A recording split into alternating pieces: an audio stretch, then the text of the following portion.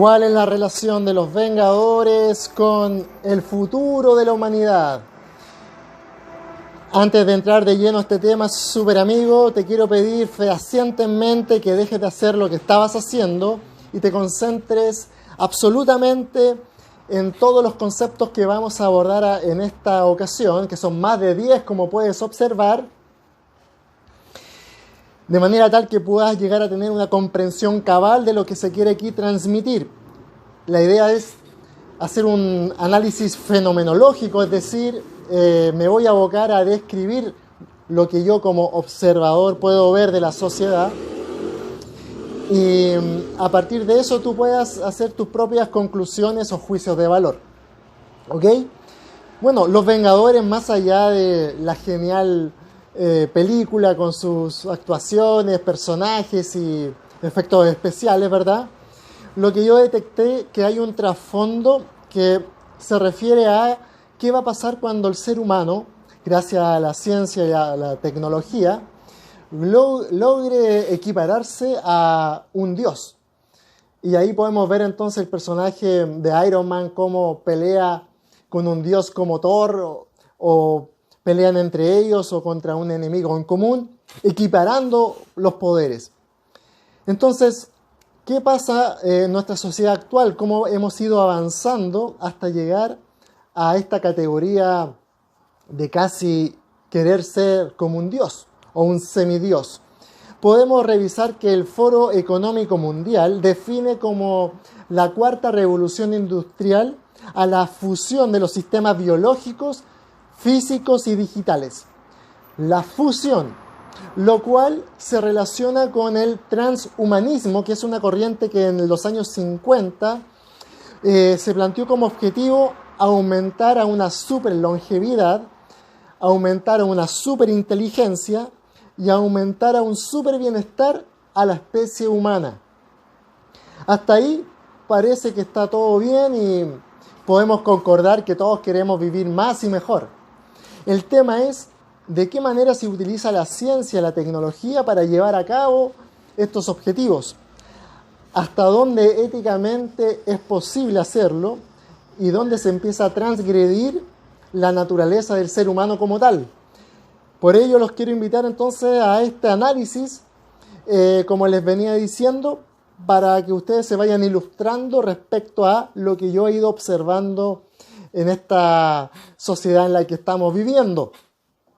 Les voy a contar sobre el director tecnológico de Google, el señor Raymond Kurzweil, el que plantea que el año 2045 la tecnología va a haber avanzado tanto que ya no va a ser un desarrollo en ascendente, sino que va a ser un desarrollo vertical, al cual el humano se va a tener que fusionar sí o sí.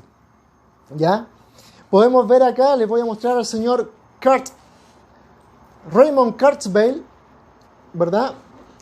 Director tecnológico de Google, que plantea entonces que en un tiempo más la sociedad va a estar convertida en el siguiente gráfico. Hoy en día estamos en lo que se denomina humanidad, vamos a pasar a la transhumanidad y luego vamos a llegar a la poshumanidad. Kurzweil plantea que el ser humano en algún momento va a quedar convertido en bytes, va a ser tan digital que va a dejar de ser un cuerpo humano y va a ser una conciencia colectiva con un objetivo en común o un sentido común. Esta conciencia colectiva él la denominó metaverso. Cabe decir que este personaje creó la Universidad de la Singularidad, que justamente hace referencia a esta fusión del ser humano con lo digital. ¿Ya? El gobernador de California en ese momento, Arnold Schwarzenegger, inauguró esa universidad de la singularidad. Y recordemos que Arnold Schwarzenegger realizó Terminator, película que nos relata cómo un cyborg viene del futuro, una especie de robot orgánico, ¿verdad?, para cambiar las cosas que sucedieron en el pasado.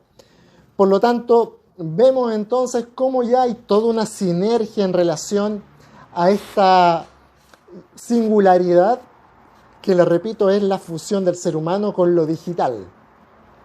Ustedes me pueden decir, bueno, pero esto es ciencia ficción, realmente puede que no ocurra nunca. Sin embargo, hay varios indicadores que están sucediendo o que han sucedido y que les voy a ir mostrando, que indican que vamos conectándonos hacia ese metaverso que llamó Kurzweil.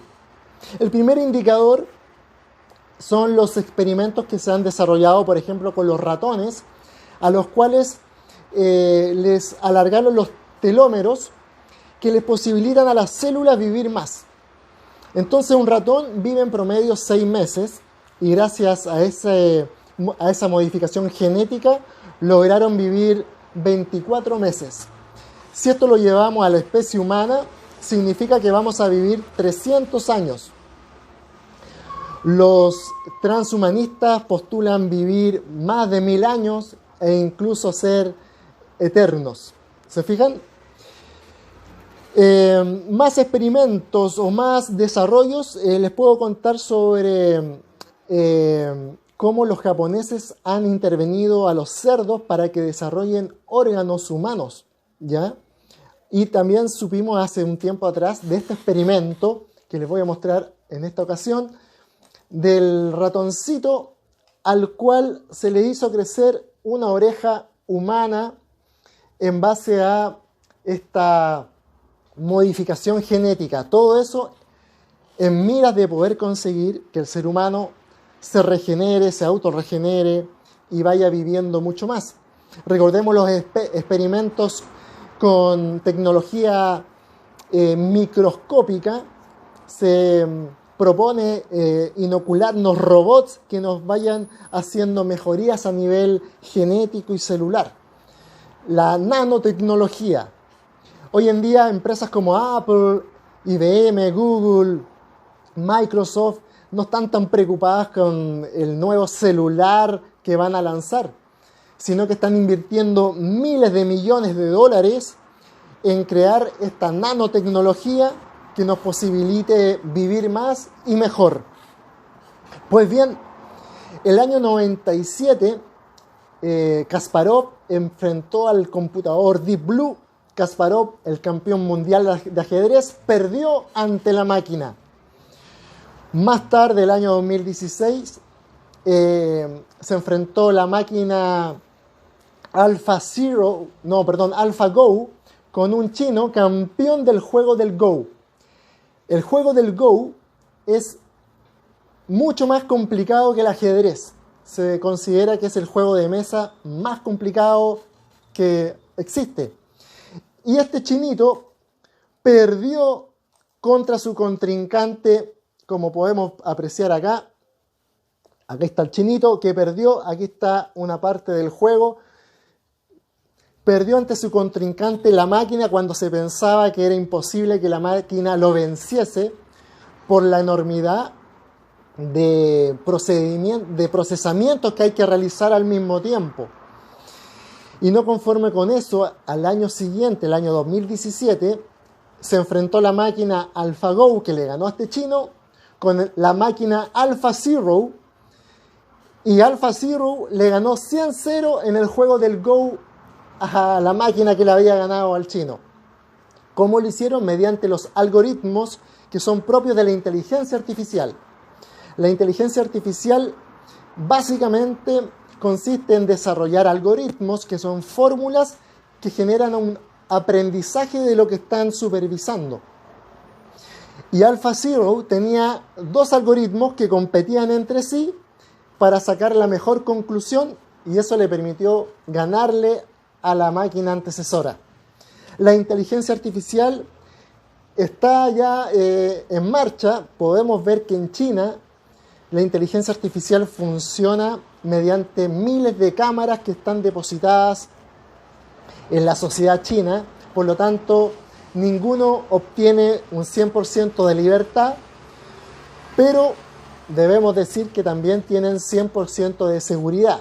Es decir, si allá hay un portonazo o algo por el estilo, el Estado va a saber quién fue el que te robó el auto, quién fue el que te hizo ese daño y van a ir tras él. Ya hay miles de documentales, como les puedo mostrar acá también. La vigilancia estatal china, hay miles de documentales al respecto. Sería bueno que echaran un vistazo cómo está funcionando la inteligencia artificial en países como China, que son dictatoriales, ¿verdad? Son totalitarios, pero la inteligencia artificial se demora un poquito en llegar al sistema occidental, porque somos países más libres, a menos que hayan poderosas y buenas razones para implementar la inteligencia artificial. ¿Qué les parece, por ejemplo, una pandemia donde nosotros mismos empezamos a evaluar, a copuchentear y acusar al vecino si no está cumpliendo con las medidas adoptadas? Si nosotros mismos hacemos eso, el Estado también nos puede ayudar en este proceso de ordenarnos y de vigilarnos, por ejemplo. Entonces, para allá va probablemente el futuro de la humanidad. Bien, pero para que esto se implemente se necesitan políticas y sucesos que lo posibiliten.